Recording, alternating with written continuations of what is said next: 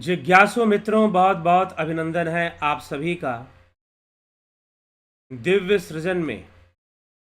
प्रत्येक दिवस की भांति आज फिर हम यहाँ पर यह लाइव चर्चा का कार्यक्रम शुरू कर रहे हैं और आज की इस लाइव चर्चा का जो विषय है, मन ही जगत का सृष्टा है। तेजोबिंदु उपनिषद पर यह विषय कि मन ही जगत का सृष्टा है, मन ही सृष्टि करता है। दूसरे उपनिषदों और अष्टावक्र महागीता में भी इस तथ्य को रखा गया है कि मन ही जगत का सृष्टा है। यह संपूर्ण संसार भावनामय है, यह संपूर्ण संसार भाव रूप है। कहने का अर्थ यही है। तो वास्तव में वह मन ही है जो इस संसार को उत्पन्न कर रहा है। गो गोचर जहां लग मन जाई, सो सब माया जानो भाई। मन जहां जहां जाता है वहीं वहीं पर संसार है, वहीं सृष्टि होती है। इसीलिए मन को जगत का सृष्टा कहा जा रहा है, मन को संपूर्ण जगत कहा जा रहा है, क्योंकि संपूर्ण जगत की जो अभिव्यक्ति है वह मन के रूप में हो रही है, मन के रूप में हो रही है। इसलिए मन स्वयं ही जगत है, मन स्वयं ही संसार है।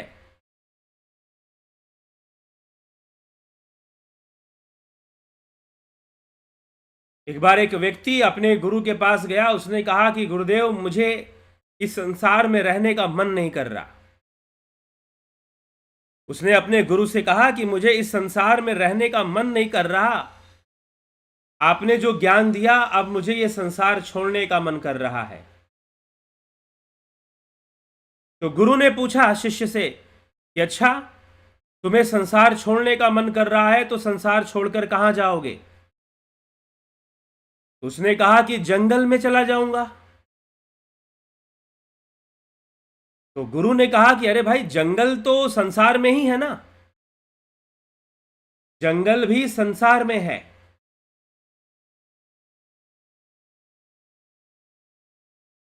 फिर उसने कहा कि पर्वत में चला जाऊंगा, हालांकि पर्वत भी संसार से बाहर थोड़ी ना है, वो भी संसार में है। फिर उसने कहा कि समंदर के किनारे चला जाऊंगा, रेगिस्तान में चला जाऊंगा। कहा कि सब कुछ तो संसार में ही है। और सबसे बड़ी बात कि पूरा संसार तुम्हारे मन में है, और तुम्हारा मन में संसार क्या, तुम्हारा मन ही संसार है। तो अगर जाना है तो इस मन से परे चले जाओ,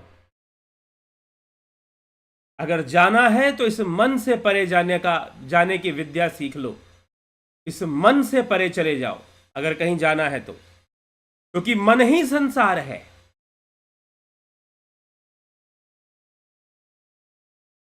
इसीलिए तेजोबिंदु उपनिषद में यह बात, इसी बात को लिखा जा रहा है, कहा जा रहा है, मन एव जगत सर्वम मन एव महारिपुः, मन एव ही संसारो मन एव जगत त्रयम। मन ही संपूर्ण जगत है, मन ही संसार है, संसार कहीं बाहर नहीं है। इंद्रियों के माध्यम से जो मन में प्रतिबिंबित हो रहा है वह सब संसार ही है। और जब कहोगे कि हम इस संसार से बाहर निकल जाएं या संसार को छोड़ दें, तो कहीं नहीं, कोई दुनिया में ऐसी जगह नहीं जो संसार से बाहर हो। आपको इसी मन में रहना है, इसी संसार में रहना है, क्योंकि मन ही संसार है। मन एव जगत सर्वम, मन ही संपूर्ण जगत है, मन ही जगत का सृष्टा है, मन ही महान रिपु है, अर्थात मन ही परम शत्रु भी है। मन ही संसार है, मन एव जगत त्रयम, मन ही तीनों लोक है। ये जो तीन लोक की बातें की जा रही है ना, यह मन ही है। मन से बाहर क्या है? संपूर्ण संसार अस्तित्वमान होता है, वो मन के रूप में होता है। यह संपूर्ण संसार जो अस्तित्वमान हो रहा है वो मन के रूप में ही हो रहा है। मन से भिन्न कुछ है ही नहीं। आपकी जितनी भी अनुभूतियां हैं, जितनी इंद्रिय अनुभूतियां हैं, जो सेंसेस से, जो सेंसरी ऑर्गन्स है, उनसे आप जो रिसीव करते हैं नॉलेज, सब आपका मन ही लेता है वो। और सेंसेस ही, मन ही बता देता है कि क्या है क्या नहीं है। मन के लिए ही सारी चीजें हैं, बाकी किसी के लिए नहीं है। तो मन ही संसार है, मन ही संसार है, मन ही जगत है, मन ही तीनों लोक है। मन एव जगत त्रयम, अर्थात मन ही तीनों लोक है।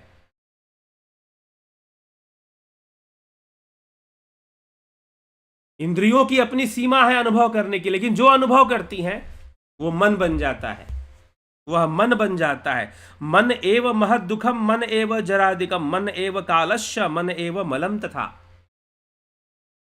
मन ही महादुख है, मन ही वृद्धावस्था है, और मन ही काल और मन ही मल है। मन मल भी है, महादुख भी है, वृद्धावस्था भी है। इस संपूर्ण मन की ही स्वीकृति है कि मैं आज बच्चा हूं, कल जवान हो जाऊंगा, फिर बूढ़ा हो जाऊंगा। सब मन की ही स्वीकृति, सब मन की स्थिति में ही चल रहा है। मन एव ही संकल्पो, मन एव ही जीव का, मन एव ही चिंतम च मनो अहंकार एरच। मन ही संकल्प है, मन ही जीव है, मन ही चित्त है, और मन ही अहंकार है। मन ही चित्त है और मन ही अहंकार है, और यह मन ही जीव भी है। यह मन ही जीव है। मन से ही कर्म होते हैं उत्पन्न। मन ही फलों को भोगता है, मन ही कर्मों को करता है, और मन ही फलों को भोगता है। कर्मों के जो फल उत्पन्न होते हैं उसे कौन भोगता है? यह मन ही तो है। तो मन ही संकल्प है और मन ही जीव है। मन ही चित्त और मन ही अहंकार है। मन एव महद्वंदम मनो अंतरम अंतरकरणम च तत्। मन एव ही भूमिश्च, मन एव ही तोयकम, मन एव ही तेजश्च, मन एव मरुण महान, मन एव ही चाकाशम, मन एव ही शब्दकम। स्पर्शम रूपम रसम गंधम कोशा पंच मनोभवा। जागृत स्वप्न सुषुप्ति आदि मनोमय मीतीरितम। मन ही महाबंध है, मन ही अंतःकरण है, मन ही भूमि है, मन ही जल, पंच तत्व जिसे हम कहते हैं ना, वो मन ही है। जो पंच तत्व जिसे हम कहते हैं वह मन ही है। मन ही भूमि है, मन ही जल है, मन ही अग्नि है, मन ही वायु है, और मन ही आकाश है। मन ही शब्द, मन ही स्पर्श है। पंच तन्मात्राएं, शब्द, स्पर्श, रूप, रस, गंध। मन ही शब्द, मन ही स्पर्श, मन ही रस, मन ही गंध, मन ही पंचकोश, और मन ही जागृत है, मन ही स्वप्न में है, और मन ही सुषुप्ति आदि अवस्थाओं में। सभी सबका सब मनोमय ही है। यह सब मनोमय ही है।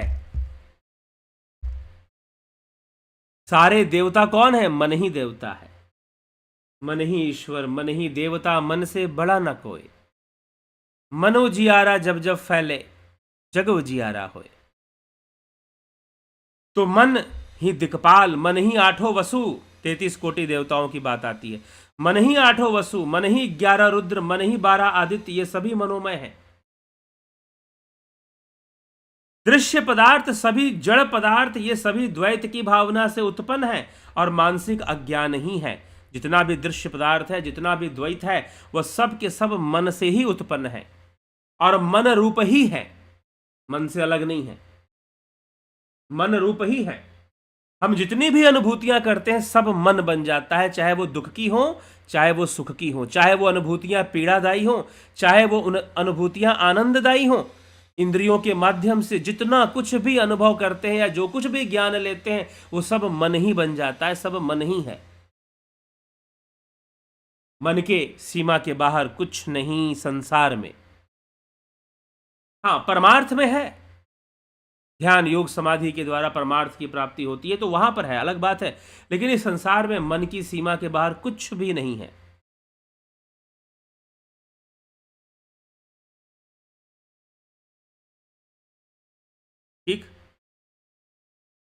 इसलिए सब मिथ्या होने से यह मन भी तो मिथ्या है। पहले भी तो कह दिया ना कि अंतःकरण मिथ्या है।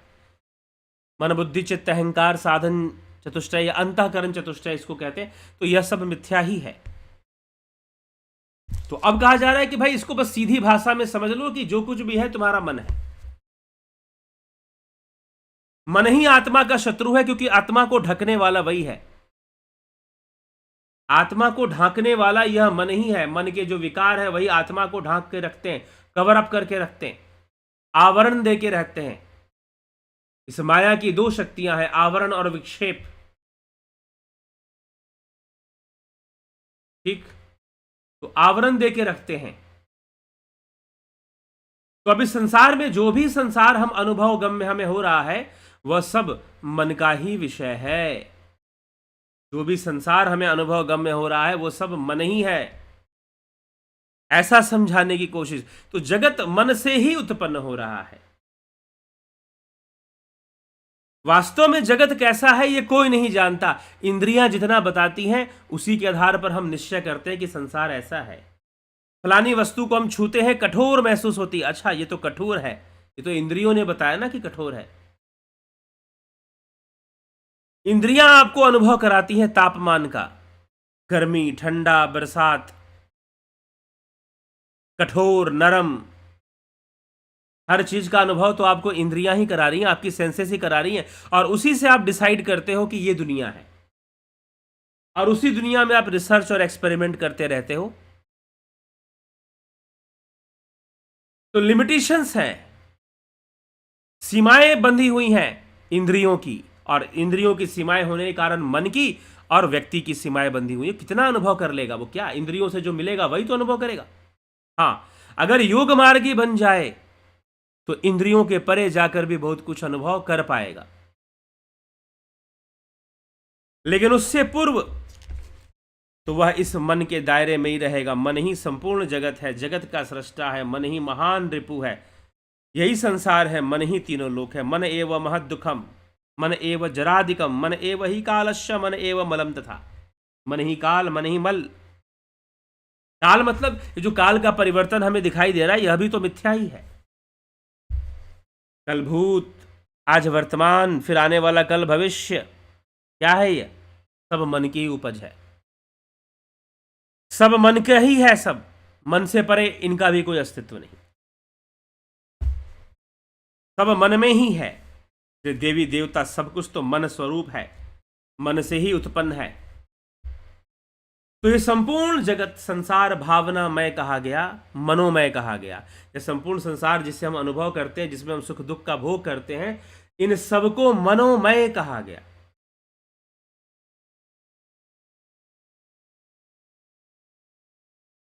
ठीक, इन सबको मनोमय कहा गया। तो यह सब मनोमय का विषय है। मन से परे कुछ भी नहीं ग्रहण होता और ना कुछ प्रकट हो रहा होता है। इसलिए इस विषय को तेजो बिंदु उपनिषद के 5वें अध्याय के अंत में इसकी चर्चा की गई है। वैसे तेजो बिंदु उपनिषद में 6वां अध्याय भी है। तो इस 6ठे अध्याय की चर्चा हम कल से शुरू करेंगे। 6th चैप्टर ऑफ तेजो बिंदु उपनिषद।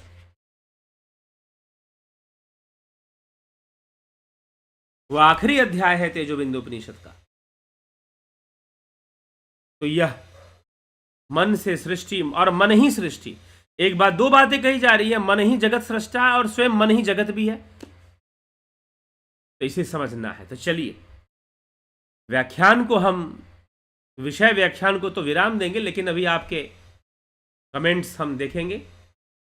और ध्यान योग का कोर्स, इस मन से परे जाने के लिए ध्यान योग का कोर्स, अगर मन से परे जाना है तो यह ध्यान योग का कोर्स आपको मन से परे ले जाएगा, आपको परम शांति का अनुभव कराएगा, आपको संतुलन और स्थिरता का अनुभव कराएगा, आपको संतुलन और स्थिरता का अनुभव कराएगा यह ध्यान योग का कोर्स। ऑफलाइन ध्यान योग शिविर पुणे में है 17 मार्च से। 17 मार्च के दिन है, समय 3 से 5, शाम को, लेकिन एड्रेस वगैरह कहाँ आना है ये सिर्फ मेंबर्स के लिए जिन्होंने ध्यान योग का कोर्स कर लिया है या 20 मार्च से जिन्होंने ज्वाइन कर लिया है। अभी कोर्स नहीं किया लेकिन उनकी ज्वाइनिंग हो चुकी है, तो उन लोगों के लिए ही यह ध्यान, मतलब कि जो मेंबर बन चुके हैं, सन मेंबरशिप या जुपिटर दोनों में से कोई एक मेंबरशिप जिन्होंने ले ली है, वह जो है इस ध्यान योग के कोर्स का लाभ उठाएंगे। ऑफलाइन भी उठाएंगे, ऑनलाइन भी उठाएंगे, दोनों उठाएंगे। ठीक है, तो ऑफलाइन ये होने वाला है। चलिए, प्राकृतिक चिकित्सा, only naturopathy patients becomes doctor. तो डॉक्टर हम खुद से अपनी चिकित्सा कर पाए, कुछ ऐसी विधियां वैज्ञानिक दृष्टिकोण से प्रमाणित, ऐसी कुछ विधियां उसको सिखाया जाता है प्राकृतिक चिकित्सा में। स्वास्थ्यवर्धक क्रिया है, स्वास्थ्यवर्धक कोर्स है, 20 मार्च से यह भी शुरू हो जाएगा। दर्शन, फिलॉसफी, अपने बुद्धि को परिपक्व कीजिए, सनातन धर्म की मूल विचारधारा को समझकर जीवन में आगे बढ़ना। योग शिक्षक, yoga training, teacher training course, अगर आपको यह करना है तो आप इसे ज्वाइन कर सकते हैं। 11 अप्रैल, अभी एक महीने का समय है, आज 11 मार्च है, तो 11 अप्रैल से यह शुरू हो जाएगा, एक महीने बाद शुरू हो जाएगा। तो आप इसे जरूर अगर कर लें, युवा लोग कर लें, बहुत ही अच्छी बात है। देव एस्ट्रो और एस्ट्रो काउंसलिंग आपको चाहिए एस्ट्रोलॉजी का, तो वो भी आप कर सकते हैं।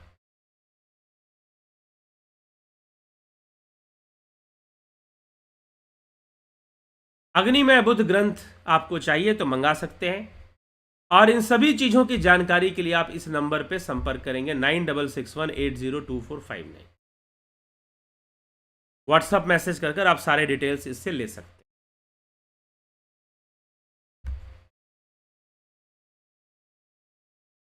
चलें अब आगे देखते हैं किस किसने कौन कौन से कमेंट्स किए हैं। मेहराम चौधरी जी, कमलेश खैरनर, योगेश खैरनर जी, अफंता प्रोडक्शन, आशीष मेवावाला, गुरु जी ओम तत्सत। चेतना साक्ष क्या पर्यायवाची शब्द है? चित्ती शक्ति चेतना या साकाश का? जी हाँ, उसी का पर्यायवाची है, उसी के लिए कहा जा रहा है। समाधि में चित्त का लय होने के बाद जीव खुद का आत्म साक्षात्कार किस आंख से, अब इसके ऊपर हम वीडियो कर चुके हैं, त्रिपुरा रहस्य प्लेलिस्ट है, त्रिपुरा रहस्य, उसमें आपको मिल जाएगा। आत्म साक्षात्कार, साक्षात्कार का मतलब आंख से देखना होता है क्या? हम आंख से किसी को देखेंगे तभी साक्षात्कार होगा। त्रिपुरा रहस्य में इस विषय को बहुत ही गहराई से समझाया गया है और उस पर मैंने व्याख्यान दिया है। आत्मा को देखने के लिए कोई आंख चाहिए ही नहीं, सीधी सी बात। और कोई कहता है कि आंख चाहिए आत्मा को देखने के लिए, तो वो तुम्हें भरमा रहा है।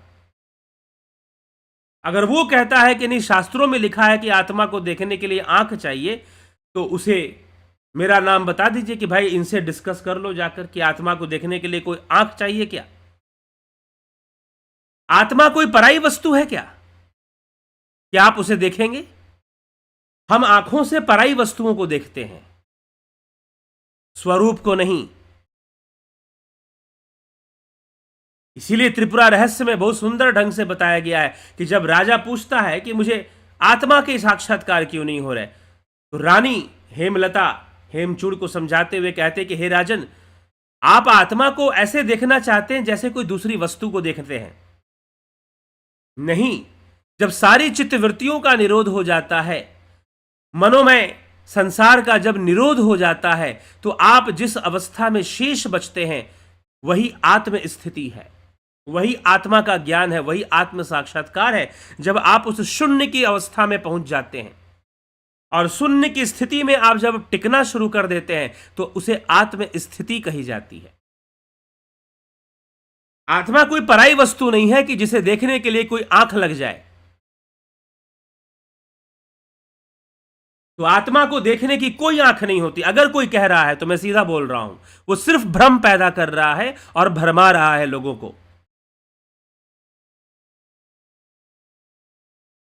हाँ, दिव्य दृष्टि होती है, दिव्य दर्शन के लिए होती है। सूक्ष्म लोक के दर्शन और डिवाइन पावर्स, जो कि मनोमय कोश से वो भी बाहर नहीं है, त्रिगुणी सत्ता से वो भी बाहर, जिसको हम देवता बोलते हैं, वो देवता क्या 3 गुणों से बाहर है? जी नहीं। श्रीमद् भगवद गीता इसी को प्रमाणित करती है कि देवता भी 3 गुणों के वशीभूत ही है।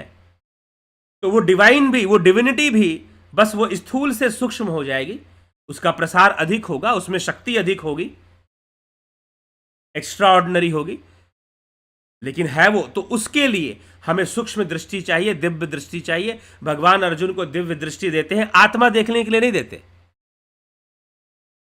कृष्ण कहते हैं यो पश्चिमय योगमैश्वरम, योगमैश्वरम, मेरे तो योग ऐश्वर्य रूप को देखेगा। योग ऐश्वर्य मतलब योग सिद्ध रूप, जो योग सिद्धि से प्रकट होता है, उस रूप की बात भगवान श्री कृष्ण अर्जुन से कर रहे हैं।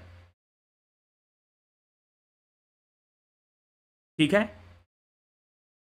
जो योग सिद्धि से प्रकट होता है, उस रूप की चर्चा भगवान श्री कृष्ण अर्जुन से कर रहे हैं और वही रूप दिखा रहे हैं। लेकिन जो आत्मा के साक्षात्कार की जहां तक बात है, वो आंखों से नहीं होता। वो तो जब संपूर्ण चित्तवृत्तियों का निरोध करते हुए स्वरूप की उपलब्धि हो जाती, वही स्वरूप मतलब आत्मा ही तो है। जब वो आत्म स्थित हो जाता है, अपनी शून्य की अवस्था में जब स्थित हो जाता है, तब वह आत्म साक्षात्कार कर रहा होता है। आत्मा को देखने के लिए किसी आंख की आवश्यकता कदापि नहीं पड़ती, बिल्कुल नहीं पड़ती। अमन कक्कर जी, ओम तत्सत, अवधेश कुमार, गोविंद प्रसाद नीमा जी, राजेश कुमार, एके त्यागी, कन्हई कुमार, प्रभुदत्त शर्मा, पंकज सोनी, हिम सुनार, रतन सिंह जी, दयानंद जी, घनश्याम सरोदे, विनोद के सूद, व्यास सिंह जी, श्वेता राय सिन्हा जी, बहुत अभिनंदन है। नथु सिंह जी,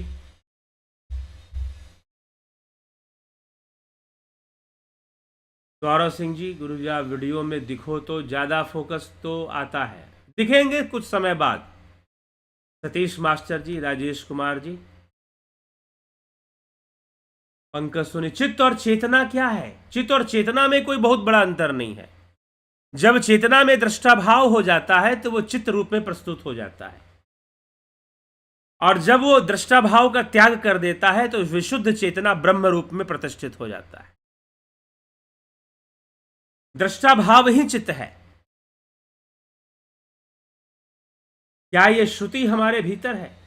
जैसे कि थिएटर में पर्दे पे प्रोजेक्ट हो रहा है, कुछ कुछ वैसा ही, उपमा के लिए ठीक है यह भी बात।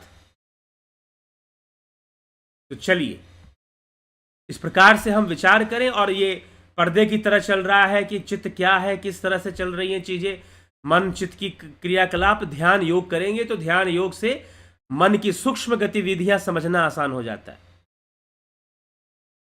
तो ध्यान योग का कोर्स, इस पर फोकस कीजिए, ध्यान दीजिए, और इससे लाभान्वित हुई।